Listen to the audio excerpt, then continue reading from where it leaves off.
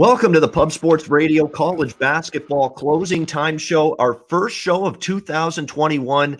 If you're watching this show now, you've survived and you've made it into the new year. Happy New Year to everybody. 2021 is here, and hopefully with it, some profits along the way as well. And of course, now we're into January. These Saturday slates in college basketball are going to be mammoth moving forward. Like, if you think we're going to be able to handicap every game or talk about every game on the main board on a Saturday in an hour, you need your head examined. We're not going to do that. But we're still going to hit as many of the key games as possible, Connor, Mack, and I. Let's get to it. We'll start with the noon, just like the college football show, the noon Eastern, 9 a.m. Pacific games. We'll start with those, the very early tip-offs. We've got an interesting one here in the ACC, Louisville and Boston College. Louisville, 6-point road favorites here, 141 the total. Louisville taking money. I definitely don't disagree with that. I did lay the points here with Louisville, in spite of the fact I cashed with Boston College the other night against NC State, getting points in that game. A pretty competitive game for Boston College in that one, but I think there's a class difference between NC State and Louisville. Starting to see this Louisville team. Remember, they were dealing with some key injuries last month in a couple of games. The Wisconsin game is the one where they were really shorthanded.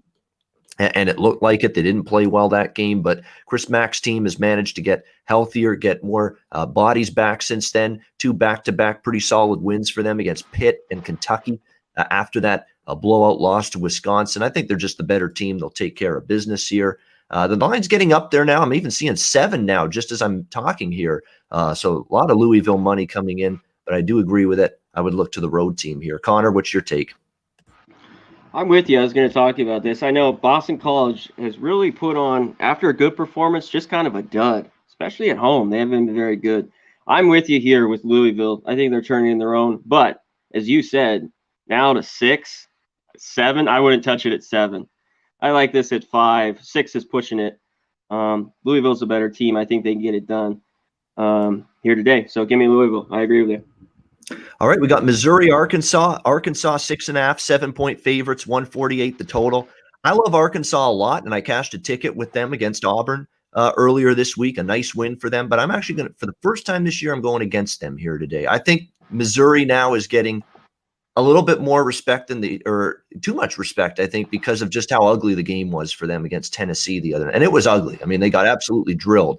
But you have to remember the Volunteers, they could be one of the top 3, top 5, certainly a top 5 team in the country, maybe even a top 3 team, the way Rick Barnes is defending at both ends of the floor right now for this Volunteers team. It was a tough night for Pinson and company for Missouri. I think they really bounced back. There was talk about pride. A couple of players used the word, we have to show pride following a game like this.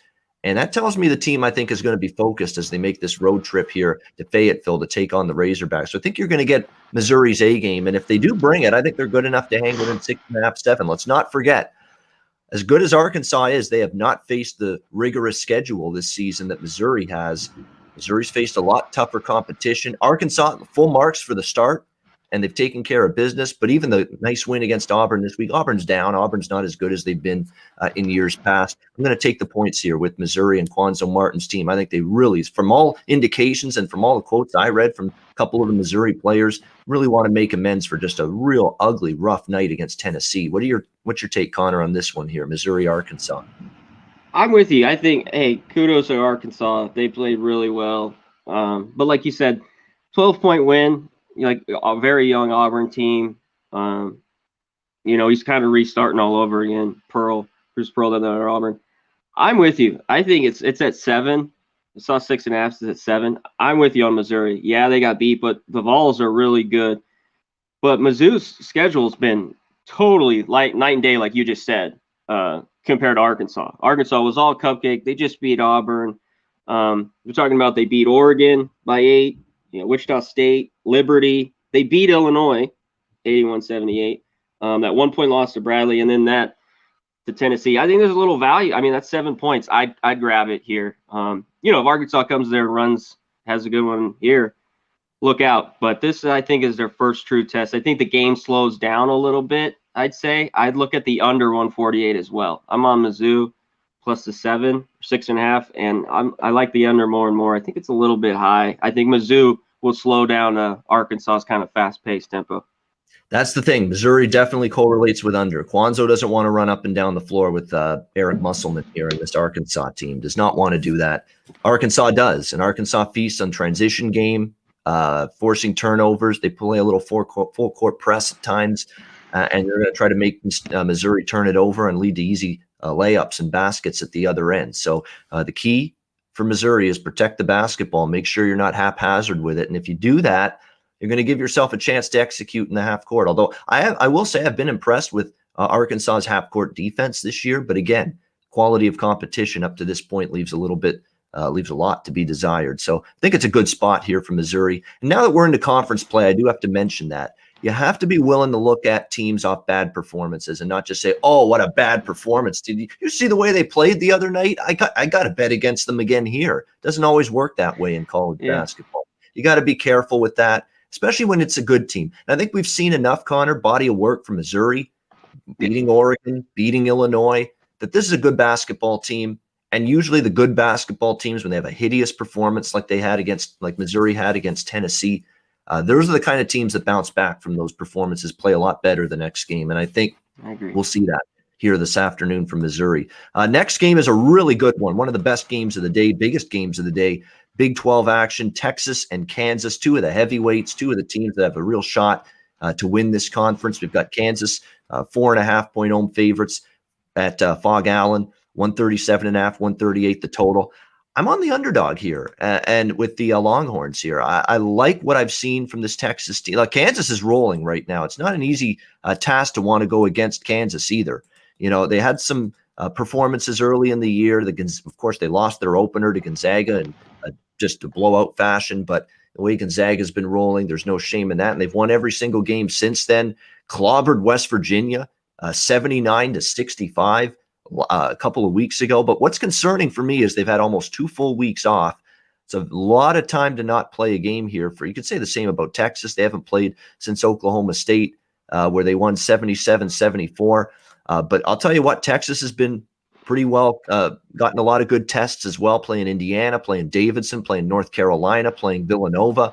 So you've got two teams that have played some decent opponents. Going to be a situation where they should be able to be toughened up, I guess you could say, for this big game. What I like is that there's inside-outside balance for Texas. That's the key with Kansas. You can't be one-dimensional. You can't be perimeter-oriented. You can't be big-oriented in the low post. You got to have that healthy balance if you're going to beat a team like Kansas. Texas does have that. They've got the inside game. They've got obviously a great guard play as well. Courtney Ramey's been outstanding. Matt Coleman, the third outstanding player for Texas.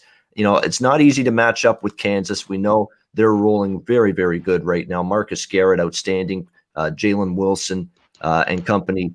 They've gotten off to a really fine start this season. 8-1, the only loss to Gonzaga. But these are the home courts that really get severely negated without fans. A home court like Fog Allen, which when the place is packed, it's one of the loudest and biggest boost in terms of providing an edge for the home team as any court in college basketball. And without that, you know, it could suffer for Kansas a little bit in a big game of this magnitude. Plus, I think the matchups are there for Texas. They can bang on the glass with Kansas. They've got the perimeter game. Their perimeter shooting in the past, Texas, has not been very good. It's much better this year, and I think that's going to allow them here to hang in this game. I'll take Texas here, plus 4.5. I think it's a one-possession game, tight game. Now that I'm going to get 4.5 with this Longhorns team, I'll take that side here, and what should be a really good game in the Big 12 to get the day started. What's your take, C-Mac, on this one? Yeah, this should be a good one. I think both teams are good defensively. And I think Texas's size will do well. Other than, you know, when McCormick goes out of the game, you know, Kansas isn't very big, but they're still always solid defense. Shaka Smart will have Texas ready to play. I think, yeah, now that it's 4.5, I like Texas a lot too. And I like the under here. You know, they could get hot, but these teams are streaky scoring-wise. They can have some real hot nights and real cold. And I think in a game like this, top teams clashing, I'm looking towards the under 137.5 as well. All right, That's looking toward the under. I don't disagree with that because Kansas used to be this team that went up and down, and against really fast-paced teams, they'll do that. Like the Creighton game was pretty had a lot Yes. of pace to it, but other than Staggered. that, they don't mind playing half court and they don't mind slowing it down. In fact, they've been doing that a lot in recent years. Creighton and Providence, Big East action early at noon Eastern. We've got Creighton 4-point road favorites here, 146 the total. So it's a pass for me from a side perspective. I really don't want to bet against either team. Creighton playing great basketball this year. Greg McDermott's team 7-2. The only losses were at home to Marquette, on the road to Kansas by 1. Other than that, they've gotten the job done. They beat Xavier, beat UConn on the road in overtime, throttled St. John's, 3 straight wins for Creighton coming into this game. But after a slow start, I'm telling you, 5 wins in their last 6 games now for Ed Cooley's Providence Friars, Connor. They've started to turn it around here. They beat Fairleigh Dickinson, TCU, Seton Hall in overtime. Really bad loss to a Butler team that hasn't played well, but bounced back, beat DePaul in double overtime. And then the rematch against Butler on Wednesday, throttled the Bulldogs 71-55. So this team's in good form right now. I don't want to bet against them as a 4-point home underdog. No, they're in good form right now. But at the same point in time, so is Creighton. So that leaves me away from this game. As far as the total goes, it's Creighton's going to want to get up and down the floor. Providence is going to want to probably slow it down a little bit here in this game. So it's probably a correlated side total game. If you like Providence, it hints toward the under. And if you like Creighton, it probably hints toward the over in this game. C-Mac, what do you think here? Yeah, when you just real quick on the total, I agree with you. I mean, if Creighton shoots it well, this is one of the best shooting teams in the country, especially from behind the arc. They get hot. They get really, really hot. I'm torn here too. I didn't bet this game. I thought the total, like you just gave an argument for the over-under, is there with Providence's defense a little bit. And Ed Cooley, as we talk about, the year goes on. I love taking them as dogs. I just want more than 4 here. A lot of people I could see right now jump on Creighton at this that are believers in Creighton. I think they can get it done, but I just can't here. There's just one I had to pass on. A little too tough. I think their number's spot on. I just had to pass here. All right, yeah, I feel the same way. I just don't want to go against either team, particularly in this spot. DePaul St. John's 5-point home favorites in this game, 156 the total. Look, I got obviously a bad night for DePaul. I mean, simple as that. The other night, no question about it. Against UConn, 82-61, lost by 21 points. It was one of those nights where UConn uncharacteristically just couldn't miss a shot from the field. I mean, they were just on fire from the floor, shot an incredible percentage in that game. I think that's left DePaul a little bit undervalued here. I think they bounce back. I'm taking the 5 with DePaul. I think this number's gotten carried away. I don't argue with St. John's being favored here in this game, especially where it opened. But now that it's up to 5, like how many points have we gone up here on this? This opened as low as 2. It's up to 5 now. Nothing's injury related for the most part. This is all just opinion. And I think now it's opened the door for DePaul, plus the points here in this game. I still don't trust St. John's defensively. In fact, you look at the defensive efficiency metrics, Paul's got the better numbers. You know, St. John still doesn't really play great defense. I mean, even in their win against Georgetown, they gave up 83 points. They scored 94. That's the good news, but gave up 83, gave up 76 to Creighton, gave up 97 the first game against Georgetown, gave up 77 against Seton Hall, barely beat Rider, 82-79, gave up 79 points to the Rider Bronx out of the Metro Atlantic. I don't love this defense. That's the reason why I don't trust them laying points. I think we get a great bounce back effort from DePaul. I like the Blue Demons here getting 5. What do you think, Connor? Yeah, I'm with you. UConn's just a good basketball team, and they shot the lights out, like you said. They play really well. But not that I'm crazy believer in DePaul, but I think St. John's not at 5. I see 5.5. If this even goes a little more, 6 would be great. And I know the total's real high at 156.5. But hey, both these teams aren't great defensively. DePaul's a little lacking. Their scores have been extremely high, and St. John's an over machine. They're playing in the 90s every game, 80s and 90s every single game. I wouldn't be shy laying a little bit on this over 156. Not my favorite look. I'd rather go with the side here, plus 5, 5.5. But I like both, a little bit of the over and the plus 5 with DePaul. Yeah, if you think you're going to have the shooting, if you think you're going to have maybe defense that's suspect, and you could see that for both of these teams, especially St. John's, And you're going to have pace, which you're going to get. These are two teams that are, I believe, top 50 in tempo. Yes, they are. DePaul's 55, St. John's 11th team in the country in terms of adjusted tempo. So they play really fast. Don't be scared of overs in the 150s. I know these totals are priced that way. Odds makers aren't sleeping either. They know that these are two fast-paced teams. That's why you're getting a 156 with this total. But don't be scared to go over. I did that with Rice and Texas San Antonio yesterday over the total, 154. That game ended in the 180s, I think. Just absolutely flying way over the total. And sometimes that can happen. I get the sense we could get at least into the 160s here. So I'm with you. I would look over the total with DePaul and St. John's as well, even though there's some under money coming in. One concern is that it's that early start, right? Noon Eastern, 9 a.m. Pacific. Sometimes you get those slow shooting starts to a game. So maybe, you know what, if you don't feel comfortable with the full game over, wait until halftime. If it's a slow start shooting-wise in the first half, maybe bet a live over that maybe things get going a little bit offensively in the second half of this game.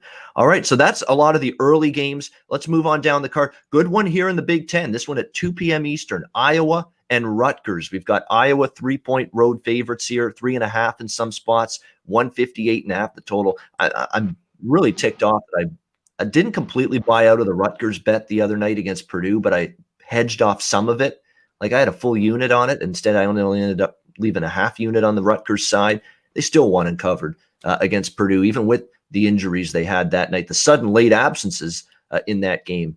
Two of their key players, including Ron Harper Jr., the last-second absences for Rutgers, still able to get the job done at home against Purdue. I'm expecting they're going to have both of them back. Last I checked, they're going to return in this game for Rutgers. I like Rutgers again here. You're going to give me 3.5 on their home court. They're undefeated on their home court this year. Did they lose a game at home last year? I don't think so. Maybe one. That's about it. It's hard to beat this team in the rack. You talk about a team where their defense comes and goes. Their defense finally showed up the other night against Northwestern for this Iowa team. I'll give them credit. Do you trust it to happen 2 games in a row? No. There's no game on there's no time in their schedule where you've seen Iowa play good defense 2 games in a row. It hasn't happened. And that's the concern for me here in this one. Rutgers is just a tough team. I could see them making things rough on Iowa.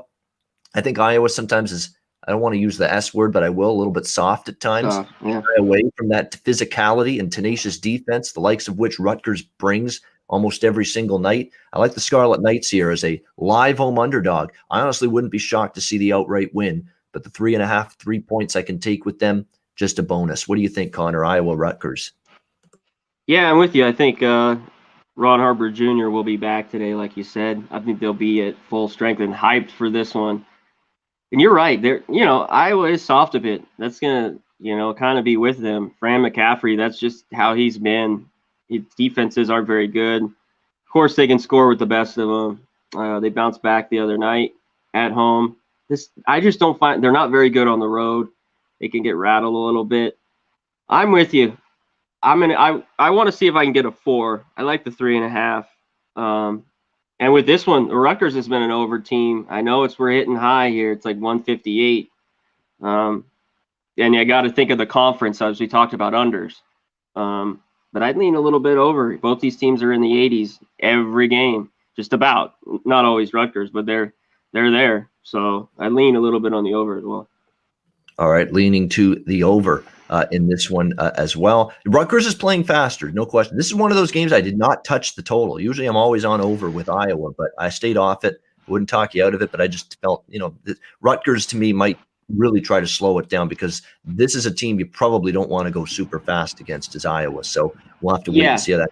But like I say, I'll never say don't bet an Iowa over, though. I'll tell you that right now. Yeah, and they don't shoot it as well on the road. Yeah. It seems they can get cold. I love their overs more at home. That's all. Yeah, absolutely. So I'm liking Rutgers there, +3, +3.5. Again, this is the best this is the best number you're going to get with Rutgers at home all year. A very good basketball team. They hardly ever lose at home. Obviously, Iowa coming in, they're going to be amped up. And I trust their defense more than Iowa's, to be quite frank. So I like Rutgers there plus the points. All right, moving on. How about this one in the ACC? We've got Clemson taking on Miami. We've got Clemson 4-point road favorites, 130 the total. I'm on the dog here too. It's a dog day. There's a lot of situations I like plus points. This is another one with Clemson here, with Miami. Clemson's had one true road game in the ACC. That was Virginia Tech. They lost by 6. I don't trust them laying points on the road right now. I know they're off to a nice 7-1 start. They had a really great win against Florida State, 77-67, but that was at home. A lot of their wins have been at home for the most part this season. They're good wins. The Maryland win, the Alabama, well, that was a neutral. Purdue was a neutral, but a lot of their good wins were at home or on a neutral court. On the road, true road environment, the one time they had to do that, they lost to Virginia Tech. And, Miami's a team that now they're starting to get healthy. We've talked about how Likes and McGusty, they've consistently been banged up this season for this Miami team. I think you're going to see the better things from them moving forward. I was impressed with their tough performance at Gritty on the road against Virginia Tech. They fell just short, 80-78, but it was a really, really good game for Jimmy Larinaga's team. Fought hard, tooth and nail down to the wire, despite some key absences. I think that bolsters them here now back home against a Clemson team that, again, laying points on the road with Clemson. I'm telling you what, if you've been doing that over the years, especially in conference play, you've not done well. So I think Miami has a shot in this game. I'll take the Hurricanes here with the 4. C-Mac, what's your thoughts here? This was one of the ones kind of like the Providence game. I passed. Clemson keeps surprising me, and because I'm been a doubter, I just keep thinking they're not that good. They're just playing so well. To lay 4 on the road here, it's all about Likes and McGusty, like you said. They got to be in. They got to play. They're the team. They're 2/3 of their scoring, kind of almost. You know what I mean? At least half of it. They what makes it go. Without them, a couple, those home games, they lost to Pitt by 15, Florida Gulf Coast by 4. They had to come back to Purdue. My lean's Miami, but I'm staying off this one. If I free play, I'd take Miami in the points, but I'm passing here.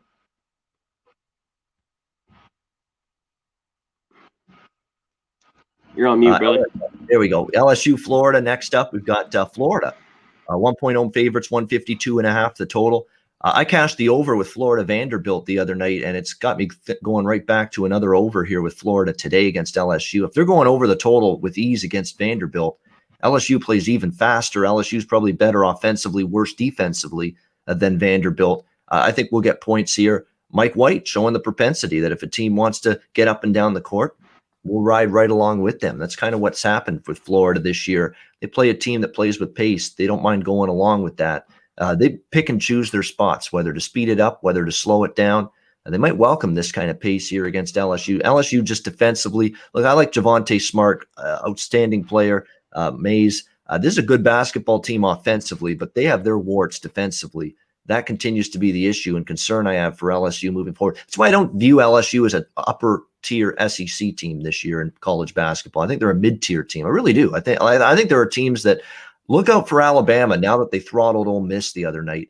We'll get to Alabama. They're going on the road to face Tennessee. We're going to find out something about Alabama today, but I think the best is yet to come for Alabama. They finally got their shit together the other night against Ole Miss. The buy sign might be there on Alabama, but Alabama, Arkansas, Tennessee, Kentucky, even Kentucky, and Kentucky's obviously had their struggles early in the season. I'd probably put them all ahead of LSU at this point, just because I think they all can play a little bit of better defense than this LSU team is. But bottom line is, in terms of the side, I would lean Florida, but I'm just going to bet over the total here, 152.5. Connor, anything for you here, LSU, Florida?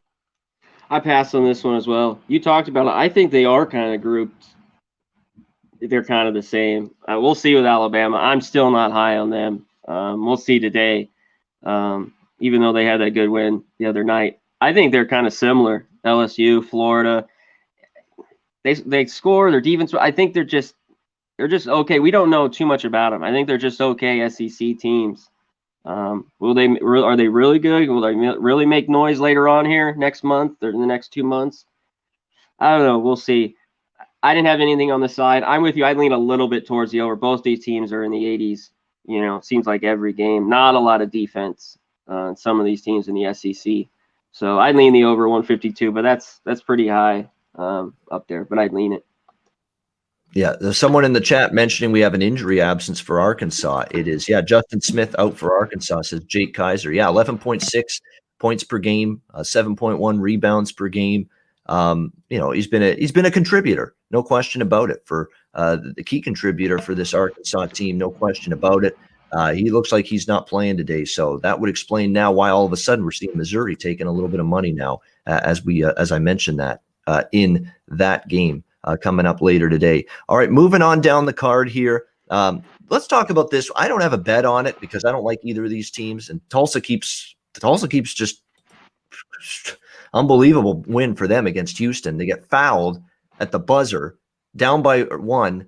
Both free throws made. They beat the Houston Cougars and give the Cougars their first loss of the season. I got to admit, Tulsa's getting it done right now, and they're looking impressive. Do you trust them today? I mean, the current form says you should be jumping all over Tulsa plus 5.5 right now in this game at Cincinnati, who I don't really like. Total 130.5. But is this the ultimate letdown? I mean, it just smells like it could be, completely laying egg city here. And Clunker City for Tulsa coming off that huge win against Houston. And I know the moment I bet on them, they're going to lose. That's the way it's I know. team. Now that they've totally exceeded and outperformed my expectations of them, and including the massive win against Houston, watch them lay an egg and throw a clunker out there today. I don't want to lay points with Cincy, but the spot. And, I feel like I'm late to the party if I'm trying to bet Tulsa now. So I'm passing on this game, but it's a fun one to talk about. Connor, what did you, anything for you with this one? Not yet. I'm thinking about it. This game, I'd lean towards the under as well. These teams can get kind of ugly, maybe just both teams gets to 60 here will win it. Cincinnati's lost 4 in a row, I think. Ever since the Tennessee South Florida by 3, Georgia by 15. And then Central Florida by 5. It's a tricky spot. You nailed it. I'd lean Tulsa. I'd take the points, but it's not one I love here. And I'd lean the under as well. I wouldn't lay it with Cincy, not at 5.5 or 6. If this was maybe 3, I'm just not high on Cincinnati. I think they get better as the year goes on. This could be a spot where they bounce back and win. Like I said, they lost 4 in a row. But I just don't like it. I'm going to pass. If I had a free bet, I'd take the points with Tulsa if I could get a 6, but I'm passing. The letdown, like you brought up. But Tulsa's a grinded out team that could stay in a game. That's why they could cover this. If I think 5 or 1/2 or 6 is just too high to have Cincy priced here. All right, Auburn, Texas A&M in the SEC. A&M 1.5 point home favorites, 134 the total. I like A&M here. I actually think Buzz Williams' team is getting a little bit better. Of course, he's got a big job ahead of him. Very young team this year. Had some growing pains early in the season, but I think you're going to see gradually Texas A&M start to play a little bit better. Both of these teams lost their last game. I think when you look at this here, Auburn's just not shooting the ball well on the road. I mean, their road shooting numbers are just terrible right now. Auburn, I don't know what's going on. They just don't have that same proficiency and efficiency on offense as they've had in years past. The perimeter game has been a disaster for Auburn this year. They're just jacking up bad shots. Their defense has really taken a step back this year. Look at what Auburn did to them earlier this week. Now you got to go on the road. And I know they got embarrassed a little bit by Arkansas. That was a brutal game from them at both ends of the floor. I think in this case, though, there's size that A&M can throw at Auburn that I don't think Auburn has in the low post to deal with. That's a concern. And Buzz Williams kind of read his team the riot act after that last loss. They were really starting to turn a corner. Then a little bit of a stumble and a setback for A&M in their last game with the way they played that 77-54 road loss against LSU. One of these teams is going to have to bounce back. I just trust A&M to be that team, especially at home, to be the team that I trust more to bounce back. So I actually played the money line. That's what I do when it's a 1.5 in that range home favorite. I just go money line with A&M, which is what I did here, which is around -130. I like A&M here to get the win. C-Mac, what's your thoughts here? I passed on this one. I'd with you. A&M, they're getting better. They got whipped the other night. I was with them. I'd come back to them, but I'm not going to play this. There's tons of games on the board here. I think they get right here at home. I think they win as well. I like A&M. All right, on we go now. We've got, I believe we got, yes, good one in the Big 12. West Virginia taking on Oklahoma. Oklahoma 2-point home favorites, 144. The total. Big news in West Virginia. One of their two outstanding big men, Oscar Schwebe, all of a sudden leaving the team for personal reasons. So All of a sudden, we talked about it. This is one of the biggest formidable front courts in all of college basketball. Now, not so much. One of those two twin towers on this West Virginia front line, all of a sudden gone from this team. So Huggy Bear and the Mountaineers going to have to adjust a little bit to that. I remember cashing a ticket with Texas Tech at Oklahoma, and boy, was I ever lucky to cash it. And Oklahoma, I was impressed. I wasn't sure Oklahoma was ready to take on and hang with the best teams in this conference, like a Texas Tech. But boy, they showed me a lot in that game, and I think there's going to be an adjustment. West Virginia relies a lot on Shuibe for a lot of different scoring inside, rebounding, defense in the paint. I think without him, that's an adjustment, and it might take at least a game for them to get the rotations and get the chemistry where it needs to be without him on the court. I'm going to lean a little to Oklahoma. It's just a small little bet for me here, but I think Oklahoma pulls out the win here. I think they've shown me enough, and Lon Kruger, hell of a coach. You know, Oklahoma, I think, can pull this one out here with a home win. And West Virginia is still on the road sometimes. They still got a lot to show me. Remember, they got blown out by Kansas on the road. I expect them to be a lot more competitive against Kansas than that. Remember, they were only a 3-point underdog in that game, and they got blown out. I don't trust them here either. So give me Oklahoma. Give me Lon Kruger's team here. C-Mac, what's your take?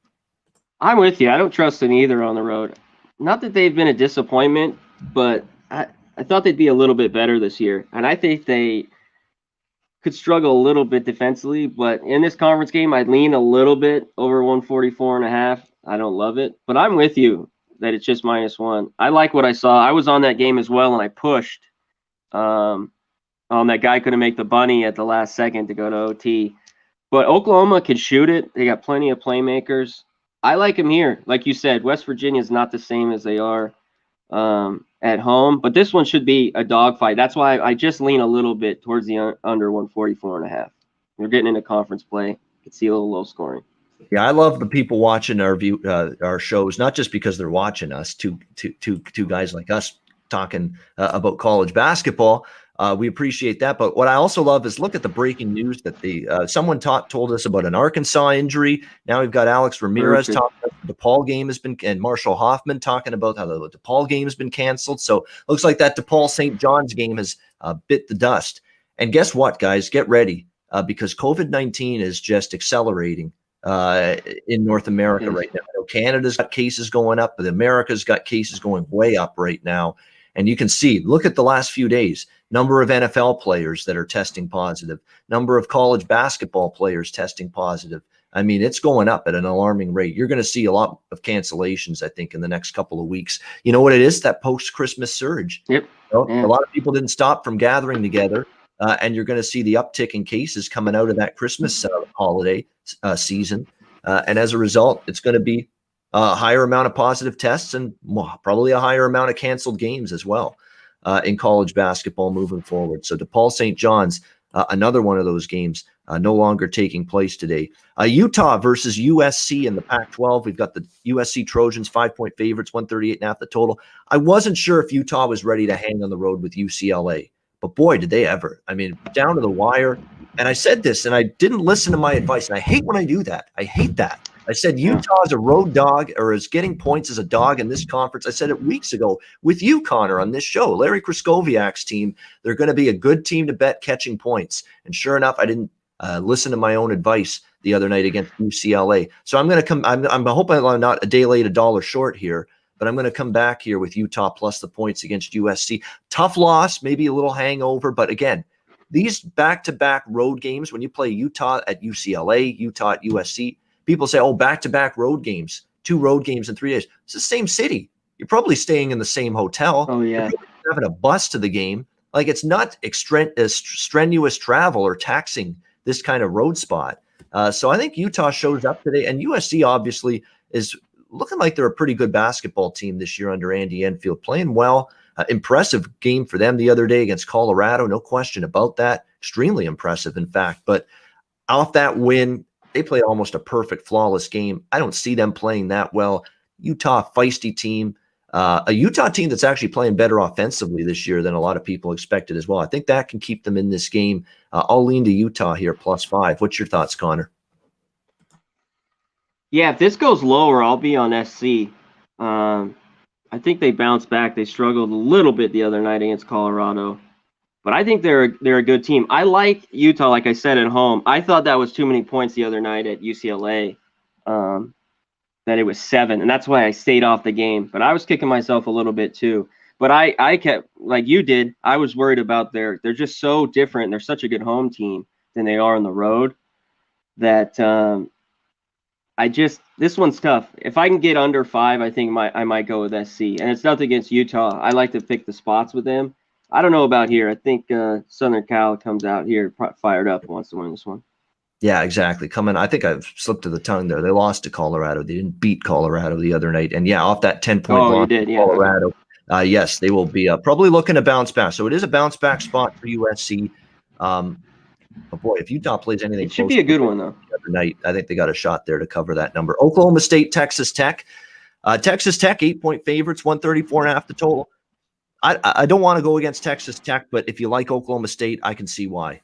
Because I think they're playing pretty well right now, Oklahoma State, and we've seen Texas Tech, and I still go back to that Oklahoma game where they almost threw it away. They almost gave it away at the end with bad free throw shooting. Just the defense sort of didn't play as well late down the stretch. When you start to look at this Texas Tech team and the results they've had a great 8-2 start. Don't get me wrong; they're absolutely a contender, but they barely beat Oklahoma. They barely beat Abilene Christian. Lost to Houston. Kansas game, they lose by 1. They've been in a lot of close games lately. Not the kind of team that necessarily, especially when they've played good competition, have been able to pull away and win by margin. And Oklahoma State, the 2 losses, home loss to TCU by 1, road loss to Texas by 3. So they haven't lost any game by margin this year. Don't love it, but I lean Oklahoma State here. I lean to the dog a little bit, +8, +8.5. C-Mac, what's your thoughts? I like this one. Kind of a lot. I just think 8.5's a lot here. I think Oklahoma State's pretty good. That's just too many. And I'm a Texas Tech fan. They just play tighter games, low-scoring games. Would I be shocked if they won by 10? Maybe not. But you're going to give me 8.5 here. I got to jump on the Cowboys here. Give me Oklahoma State +8.5. There we go. Mike Boynton and the Oklahoma State. He's done a good job with that program. I mean, it's had a tough start for him there, but he's starting to get it going around. We're not going to talk usually many Mountain West games throughout the Saturday shows because there's just so many. But I picked this one because it's a good one in the Mountain West. Colorado State, San Diego State here. San Diego State 9.5, 136 the total. Man, I've been betting on these teams a lot, both of them. San Diego State and Colorado, but I lean to the dog here. I mean, Nico Medved I'm a believer in Colorado State big time. And I think they've got matchups inside and outside to at least give themselves a chance for as good. And I love San Diego State. Don't get me wrong, but I think Colorado State's got the horses to hang here. What I like about Colorado State is there was no looking ahead to this game. They played Fresno twice, and twice they just eviscerated Fresno State. They just destroyed them. This is a team. Yeah, I was on them both. Yeah. Now they just destroyed Fresno State in both of those games. They've got inside-outside balance. I think their defensive game is rounding into form. Remember, they had that ugly game against St. Mary's, and their defense, since that loss to St. Mary's, that ugly game, they've turned it around in a big way. And obviously, that's got to be good if you're going to beat San Diego State because they're always going to bring it defensively. So I actually lean under a little bit as well. I think this could turn into a very good, tough, hard-fought, contested game. We've already seen some money come in on the under, but at 9.5, small bet for me. As much as it's not easy to go against the Aztecs, but at Viejas, their arena, but I'm going to look toward Colorado State here, 9.5. Nico Medved is for real, and this team is definitely a rise in the ascension ranks in the Mountain West. What's your thoughts, Connor? I'm with you. I'm high on Colorado State as well, and I like San Diego State. This one's a tough one. I like the under a little bit better. That'd be my main play, but I'm going to put a little here. I'm with you. As long as you get 9.5, 10 would be great, but 9.5, I'll take a piece of Colorado State at that. I think it's just a little too much. San Diego State's really good, but I like the under better. I think the pace, both these teams can really slow it down, and both can get a little cold shooting, but their defense is what keeps them in ball games. And if this one's close, I like the under 135.5. Yep. I'm looking forward to that. One of my favorite games to be looking forward to today. Butler, Seton Hall. Seton Hall, 8.5-point home favorites, 138 the total. If Aaron Thompson's out again, I'm already on Seton Hall anyway, but Butler without him can't play. I mean, it's pretty simple. I mean, they've had some really poor games without him on the court. Remember, they lost to Southern Illinois, the Salukis, without him. Lost big in a blowout loss to Providence the other night. There's no telling if he's going to be back today. I would think no, it's questionable. They're saying maybe later today they'll see if he's feeling good, the shoot around prior to the game. But if he doesn't go, I mean, that's the one consistent offensive force, maybe the only one that Butler has on this team this season. And that's not going to be good news against Seton Hall, which offensively well-rounded. Mamukelashvili, I think one of the best big men in the country this year. Great perimeter game. I've been impressed with their perimeter game in spite of losing Miles Powell, how good it's still been. It could be another long day for Butler without Aaron Thompson if he doesn't play. I like the favorite here. Connor, what's your thoughts? Yeah, I'm with you a little bit. Seton Hall has just been playing really good basketball. They're really starting to gel, which they didn't have earlier in the year, like we've talked about. I just nine's getting there. I just have a lean on it, like you said, with Butler's point guard out. Butler struggled to score at times with him, and he makes him go. I lean a little on the over as well, 137.5. Seton Hall's been an easy 80 a game, maybe a little more, and it's just all about Butler. Can they hang in? So nine's there. I might play this. We'll see. I think they could cover it, but that's probably my limit here at 9. All right, Alabama, Tennessee in the SEC. We've got the Vols 9.5, 10-point favorites, 143.5, 144.5, 145. I'm seeing the total in a bunch of different numbers across all sports books, so make sure you shop around. I like Tide and over. I mean, Tide and over has been like my two bets I've been always looking with Alabama games. I think there's a buy sign on Alabama. Look, maybe they're not ready for Tennessee on the road here. Maybe Tennessee just crushes them like they've done so many other teams, including Missouri in their last game. But I saw Alabama look completely disjointed, out of sorts. Defensively, not great. Offensively, really out of sorts. They've really not shot the ball well until finally the other night against Ole Miss. That's about as good as I've seen Alabama play in a very long time. And it makes me wonder now, conference play here. Maybe Alabama was just, tinkering, experimenting with things in non-conference. And now that the SEC schedule is here, now they're serious. And they look like a serious team the other night against Ole Miss. And if they're serious, and if they play that way again today, anything close to that, they have a chance here to hang with Tennessee. Because again, Tennessee, the one little concern is they've had not every game, couple of games, they have turned the ball over up double digits in turnovers. And against Alabama, that's lethal if you do that. So, yeah, give me Alabama here. And again, the over as well, because Tennessee is great defensively. They're elite. But you're going to give me a total in the low 140s with Alabama, which is low total for them. I'm always interested. And Tennessee can shoot the ball. And we saw it. They have a very, very strong offense. For as much as their defense gets the accolades, they're top 10 team in offensive efficiency as well this season. They can score. I expect them to here in this game. So I like Alabama plus points. I like over 143, 1.5, 144 here in this game as well. What's your take, C-Mac, on this SEC battle? Yeah, I'd look towards Tennessee. I'm just still not sold at Alabama. 10's a lot. I don't think I get to the window with this one. And I might lean a little bit under. It's hard to say that, but Tennessee's that good defensively. I just really want to see what Alabama will do here. If they get blown out and they get sloppy, but if they're hitting their shots, you're right. It will go over. It will go over that 145. It's all depending on that.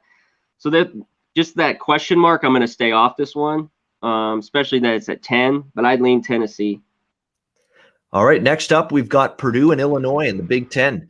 Illinois, 8-point favorites, 148 the total. I'm not stepping in front of Illinois here, especially Purdue's kind of erratic. Like the fact that Purdue went on the road and lost to a shorthanded Rutgers team, and really were trailing by double digits for a large part of that game.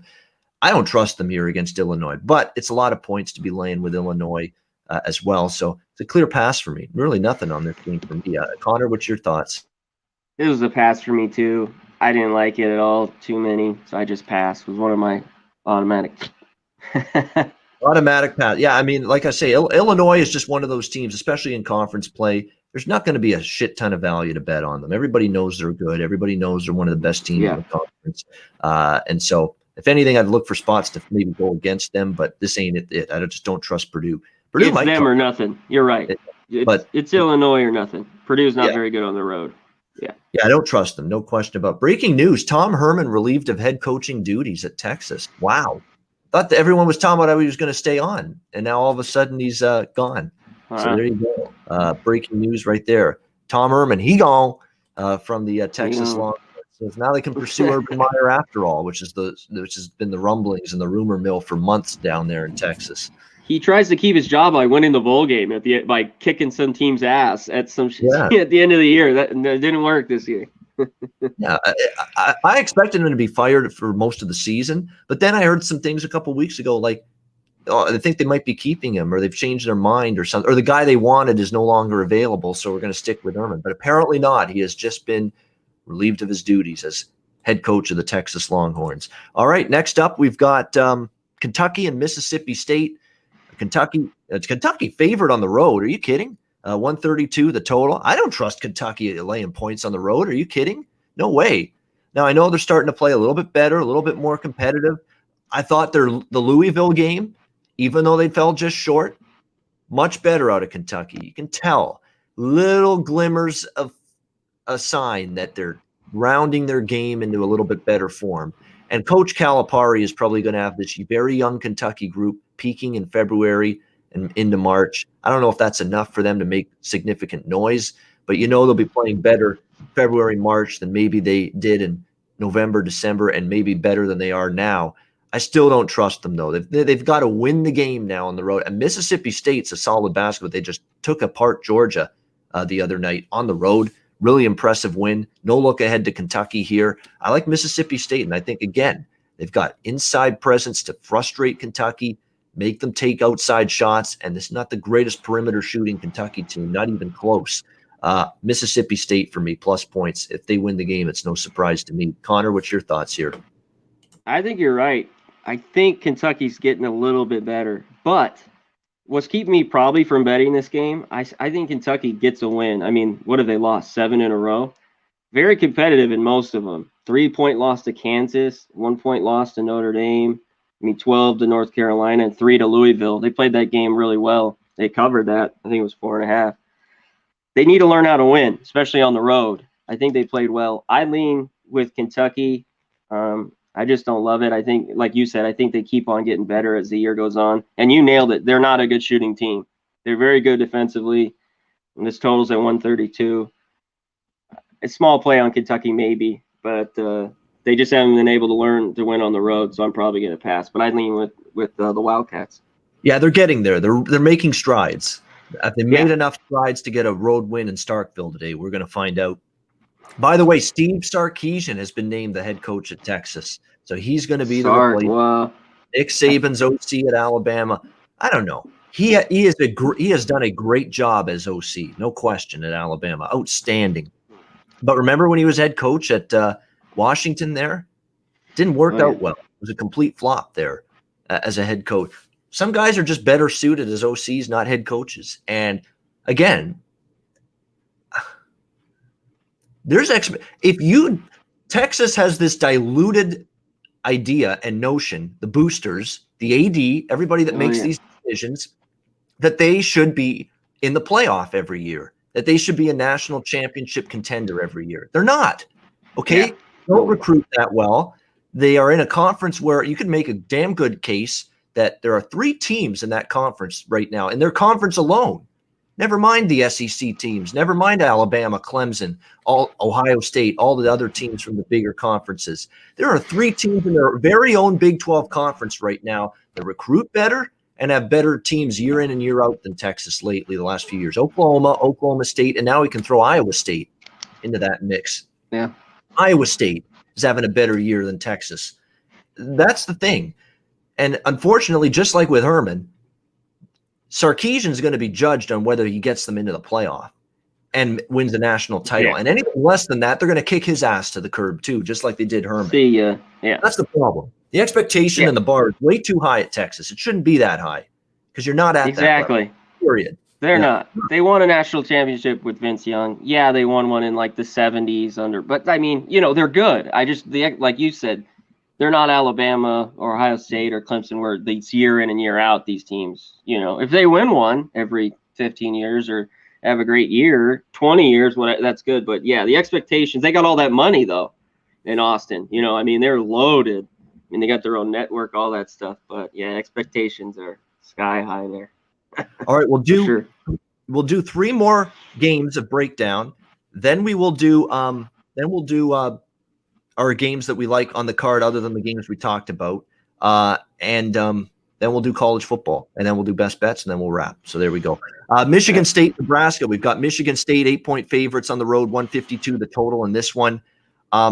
It's not been good for Michigan State, but this has the smell and the look of a just blowout spot for Michigan State. They are still very talented. I know it's been a rough run for them the last few games, no question. The Minnesota game was a debacle, offensively just embarrassing. The way they shot the basketball against Minnesota the other night. It has been a tough struggle for Tom Izzo's team. He's coming under fire a little bit, but Nebraska's in a world of hurt, and Nebraska's going to still play fast, and it's going to play, and they're not a great offensive team. You know, Nebraska, even though they play fast, you're still seeing some games stay under the total, even with that pace, because they're just so putrid at times offensively. If Michigan State brings it defensively and focused, and I think they are, they're sick of this bad run they're on. And with them struggling to shoot Nebraska, and with Nebraska playing fast, which is going to lead to more possessions and more opportunities for Michigan State to possibly pull away in this game, I'm going to lay it with Michigan State. I have thankfully stayed off Michigan State. I haven't bought into the bounce back theory with them yet, but this is a bad bottom feeder opponent, and this is an opponent that I think they can just overwhelm from a talent standpoint, and I think they'll be angry and PO'd enough to do it. So I laid the 8 here with Michigan State. Connor, what about you? Yeah, I've been with you. I haven't been on Michigan State at all. The only game was Duke early on. I was on that game when they beat them. But other than that, I stayed off too. And I'd lean here with them. I think I might stay off again. They should. Wisconsin beat this team by 14, Michigan by 11. Ohio State just pounded them by 30-something. If they're focused, like you just nailed, playing defense, and they should be pissed off, they should win by double digits. So I'm with you. I'd lean Michigan State here, -8. Yeah, I'm with you as well. I would look to Michigan State. Let's throw out our bowl opinion because it's kicking off now. The other ones are 12:30, 4 o'clock, and 8, but there's one about to start, Kentucky, NC State. I'm going to keep it brief. I passed. I have a slight lean to NC State +3, but it's nothing I felt strongly about either way. I know that Kentucky's going to give their second quarterback behind Terry Wilson a little bit of playing time today. It might not be a bad thing because Terry Wilson's never developed as a quarterback here at Kentucky.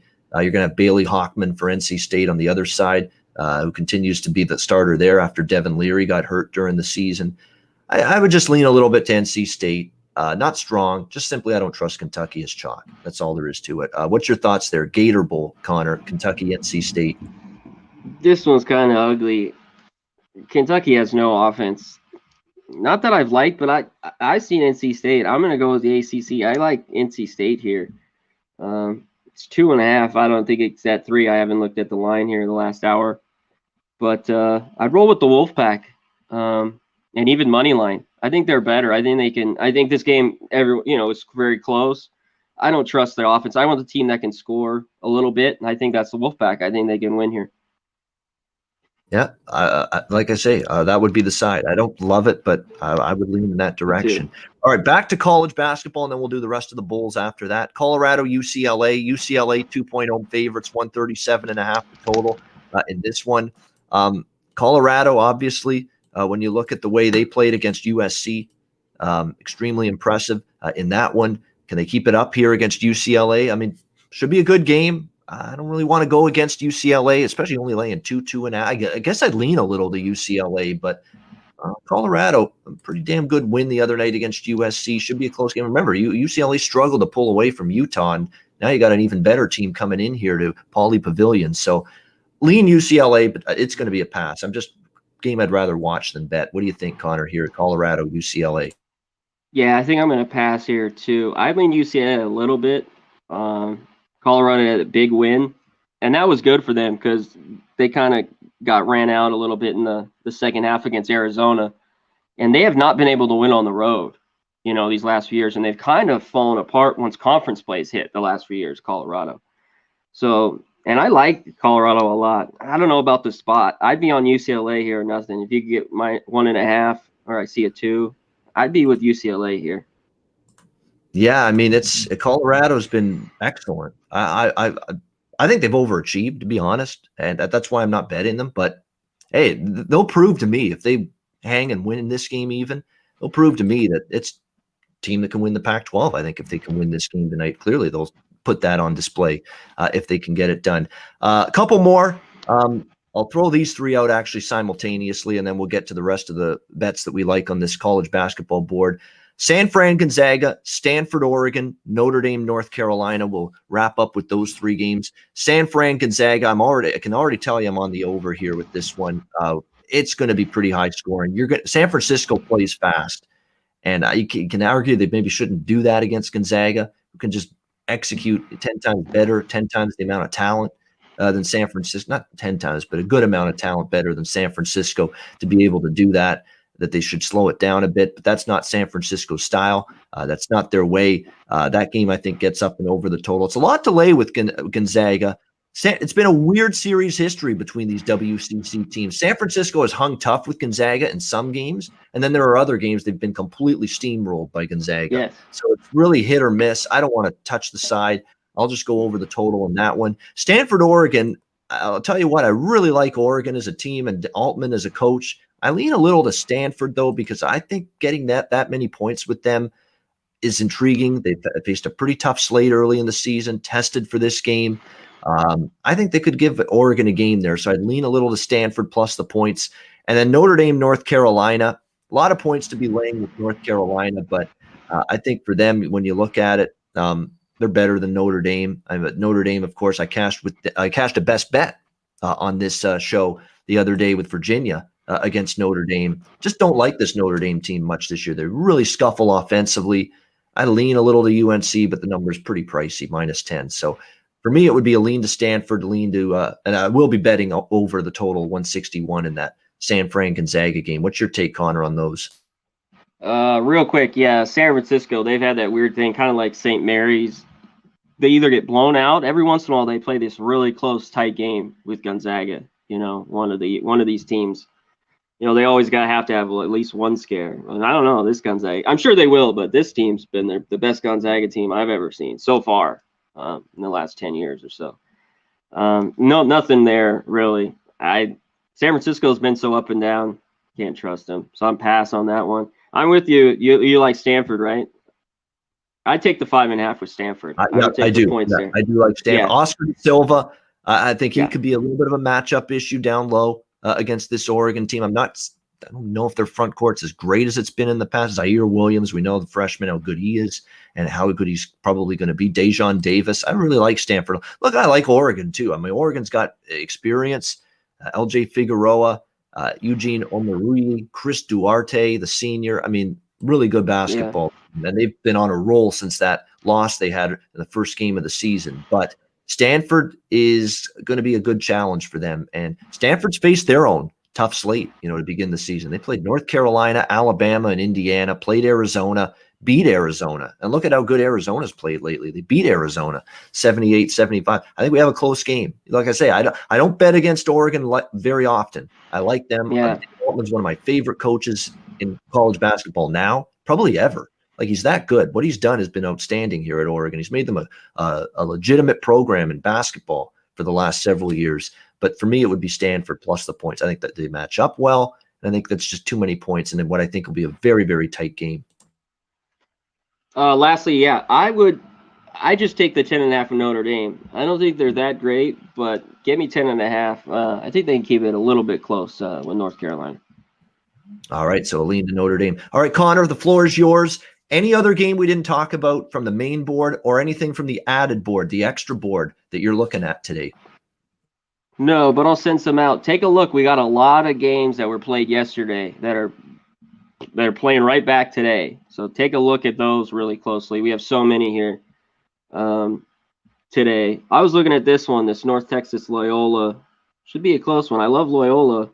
We'll see about that. But on the extra, I really don't. I'm going to dive into these last few games, but I really don't have anything that I really like on the extra board.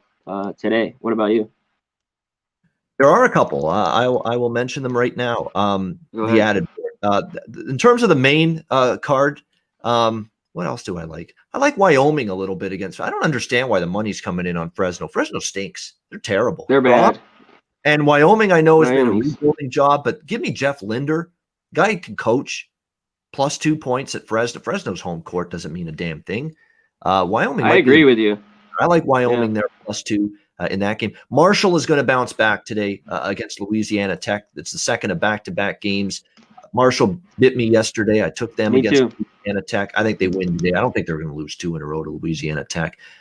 They made a run late. It just fell short. I think they get Louisiana Tech back today. I'll just take money line around -130 instead of laying a -2 there. What else on the main board did I look at in terms of games we didn't talk about? Let's see.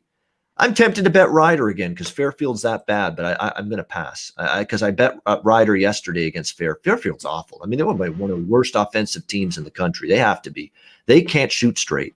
That's a problem. I like the Bonnies getting 5 against Richmond. Close game. I was impressed with Bonnies against Rhode Island the other day. They've been very good in this road underdog role under this current coach. I like Richmond a lot as a team. Don't get me wrong, but I think St. Bonaventure plus points is a live underdog there in that one. Let's see. There's a couple more that I was looking at as well. Evansville. What's Northern Iowa doing laying 6.5 on the road without A.J. Davis, their best player? They haven't been the same since he's been out. They did bounce back. They just split the back-to-back with Missouri State. Evansville's one of those sneaky teams. They beat Southern Illinois in their last game. It's a terrible start to the season for the Purple Aces, but now you get in conference play. This is one of those conferences, Missouri Valley. Laying points on the road is often an exercise in futility. It is not something you want to be doing regularly. Yeah. Evansville's starting to show something in terms of improvement. So I like the Purple Aces there a little bit, getting points there. What else on the main board? I'm looking. TCU, I almost bet TCU -3.5 at Kansas State, but Kansas State's starting to at least show signs of life. So I left that one alone. St. Peter's, by the way, I don't know what happened to them yesterday against Canisius. I don't know how you end up trailing by double digits to Canisius, who's been absolutely terrible this season. I would think that's a wake-up call for the rematch for St. Peter's today against Canisius. They play them again, same building, same venue. St. Peter's now only laying -3. After they were laying 4.5, 5 yesterday. I'll take the good number here with St. Peter's, and I will think they can bounce back here against Canisius. If they don't win today against Canisius, I'd start to get worried about St. Peter's for a team I thought would have a good chance to win the Metro. A lot of people did. Yeah, exactly. As far as the added board, I'll run them down quickly here. I like Army plus 7.5 7 now against Colgate. Army's been an undervalued team. They're a really good team. I know Colgate, in terms of this conference, the Patriot League, one of the best teams, no doubt about it. But Army, I think, can hang in this game. They've been a point spread team. They've been a very solid defensive team. I think offensively, they're shooting the ball much better as well. I like Army plus points against Colgate. I like NJIT, the New Jersey Institute of Technology, to beat UMass Lowell. When you beat Vermont, you're doing something right, and that was a great win for NJIT. I think they beat UMass Lowell. I like the over as well in that game. A couple other overs I like. I like my overs on the added board. I like Lamar Abilene Christian over. I like Central Michigan or Central Arkansas McNeese State. You talk about two fast-paced teams. You're going to get it in that game. Central Arkansas McNeese State. I like Grambling it's up to 5 now. Are you kidding? Wow. Money pouring in on Grambling. Alabama State hasn't played a game yet this year. And right away, I like to bet against those kind of teams. Grambling is starting to improve. I actually cashed with Grambling a little while back on a Saturday. I'll go with Grambling State here again, taking on Alabama State. They're laying 4.5, 5 in that game. I like the over in New Orleans, Stephen F. Austin, Sam Houston State plus the points. Kind of like Albany. Vermont's overvalued. Every year we see this in conference play. They're laying these big double-digit numbers at home. And, man, they're a good team, Vermont Catamounts, no doubt. Obviously, they've been the favorite in the America East every year, but they're always overvalued. They have a tough time covering these big numbers sometimes. So I kind of like Albany, Great Danes, plus the points against Vermont. It's a rivalry as well. I think you'll get a closer game than that point spread indicates. And then the last 2 games on the added board, we got Mississippi Valley State, Arkansas Pine Bluff, Northwestern State, Houston Baptist. points for days in both of those games. Mississippi Valley State, ultra fast, play no defense. That goes over the total in my mind. And Houston Baptist, I mean, if you've been paying attention to Houston Baptist the last couple of years, one of the fastest paced teams in the country, not a lick of defense to be had from them, but they jack up a bunch of threes. And that sometimes if they're hitting those threes, their games go way over the total. So I think we'll see that with Northwestern State and Houston Baptist. So there you go. There's everything I'm on pretty much today. Main board and added. We got a guy at Ask Boise. I mean, it's 27, but I mean, they won by 55 late again. I mean, and San Jose is that bad. I think they're that bad. I was on 22. I'd lay it again with them. Yeah, I agree. I don't like to make a case, no matter how many points they're getting, for the absolute bottom feeders in college basketball. And when I talk about bottom feeders, it's like the worst of the worst college basketball teams in the country, in my opinion. I find I don't want to be backing those teams. I just don't. You know, the teams like Mississippi Valley State, Chicago State, South Carolina State, Idaho, New Orleans, Maine, San Jose State. In terms of the bigger conferences, San Jose State, Northern Illinois has been awful. I mean, all of these teams, I mean, that I've just mentioned, I don't want to make a case to be backing them because often they're so bad that the point spread can't catch up to how bad they are. So I'm with Connor. If I had to make a bet in that game, it would be Boise State. All right, we'll get to best bets at the end of the show. Before we do, the last 3 college football bowl games today, we've got Ole Miss and Indiana coming up, Connor. Next up in the it's the name of it. I'm trying to think now. This is the Gator Bowl right now, but Ole Miss Indiana is the toilet bowl. Yeah, maybe it might be if it's a shit game. It might be. You never know. Indiana. Look, I could only look Indiana here. Ole Miss has a lot of receivers out. I don't know if they care about this game a whole lot. I think Indiana is excited. They had a good season. I think they want to end on a high. It doesn't mean they're going to win by more than a touchdown. I would only look to Indiana laying the points. I don't know if I love it though enough. Same with the over. I would lean that. I can't play Ole Miss and that defense under the total.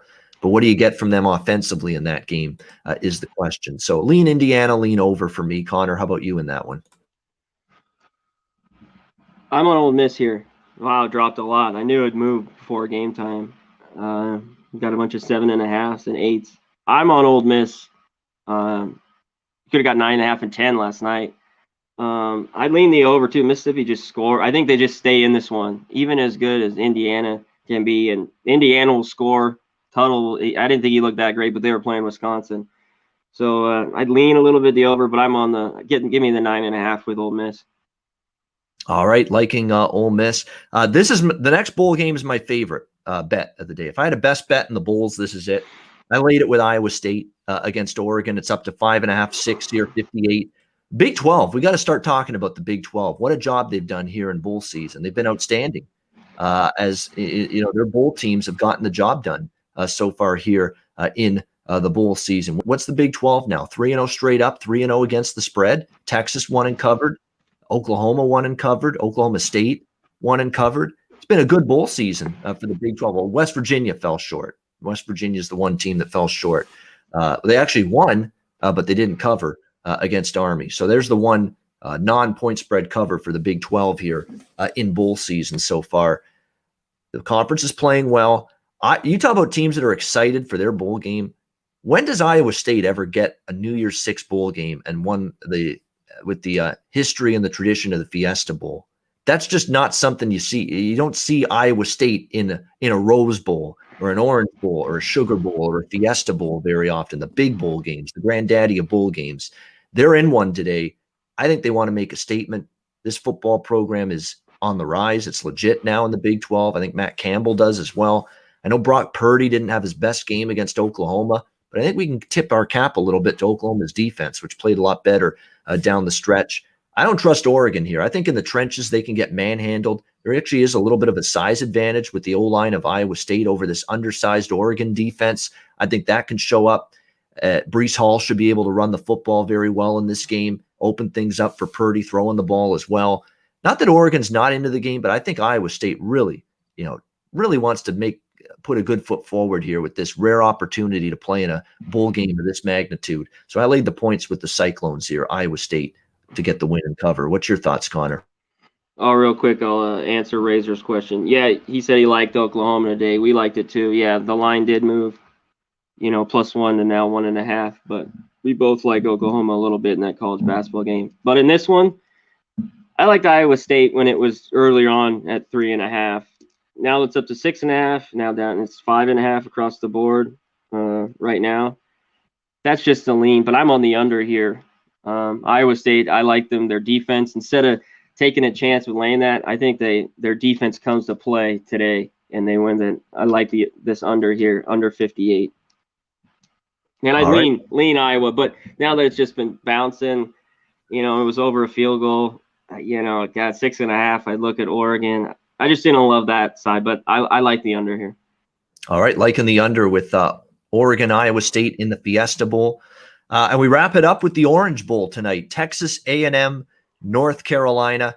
Texas A&M laying about 9 now, up to 9. It opened 6. They're up to 9-point favorites here, 65 the total. It's another game. I don't want North Carolina. They got opt-outs left and right. And if we figured out one thing about bowl season, the teams with a lot of opt-outs, Florida, and there are others, San Jose State, which I didn't find out until right before kickoff that they had a bunch of guys opt out. And look what happened. They laid a complete egg, no show, essentially, against Ball State. Same with Florida against Oklahoma. I'm worried about that with North Carolina. Look who's out.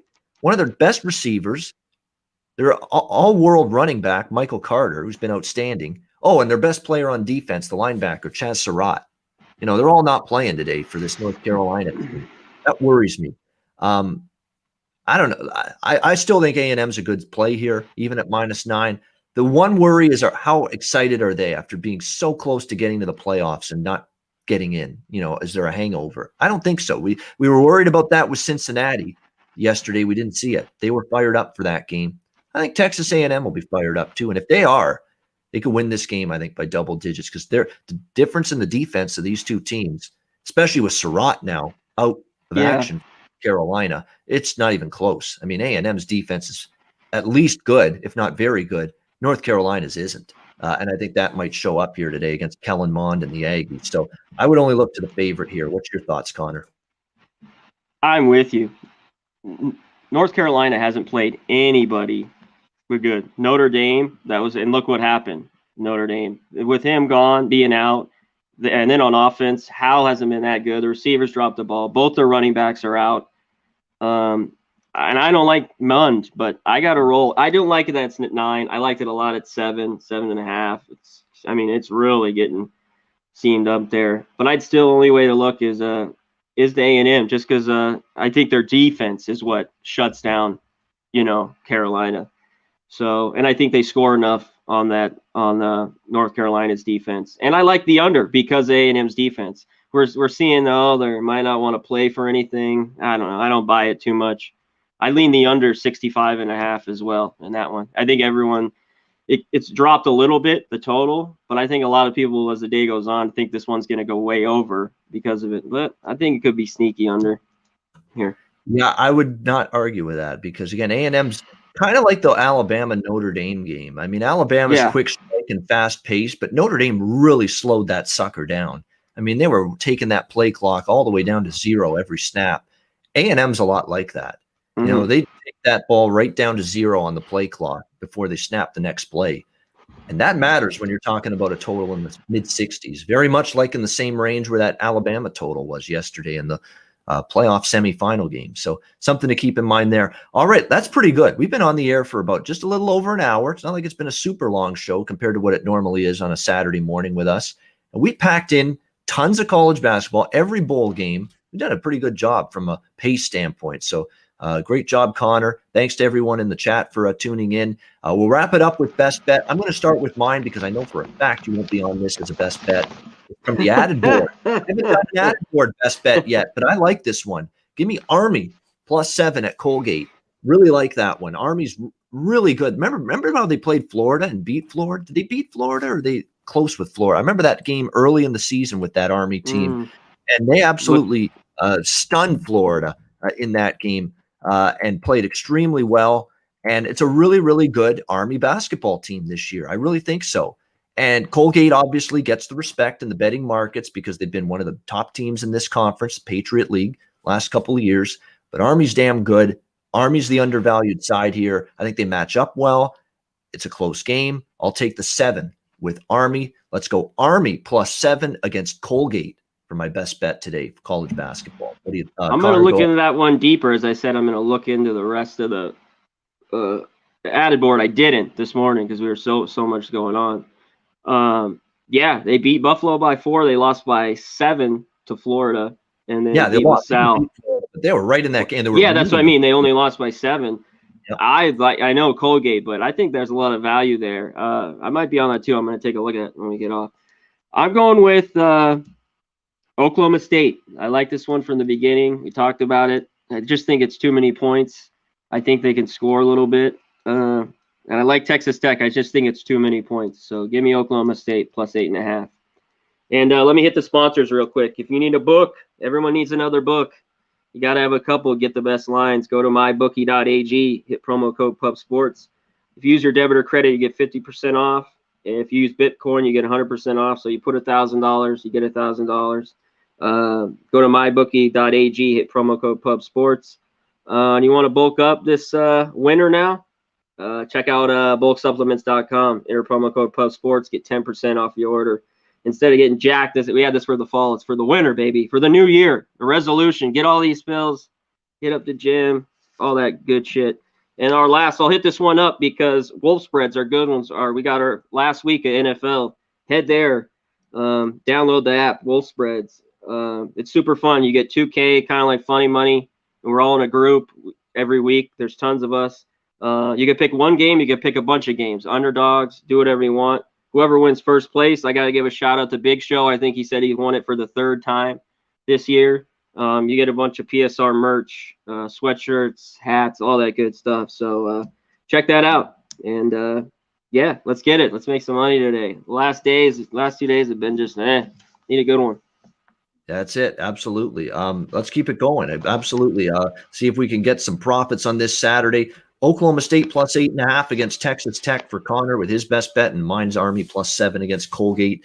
And bowl games, college basketball, great Saturday ahead. And it's going to be a fun and interesting Sunday ahead, which is a prelude to letting you guys know to make sure you're back here with us tomorrow, noon Eastern, 9 a.m. Pacific, NFL closing time. Me, Connor, hopefully Ski Profit as well, back in the fold, ready to break down NFL Week 17 action. It's a minefield. You got to know who's in, who's out, who cares, who doesn't.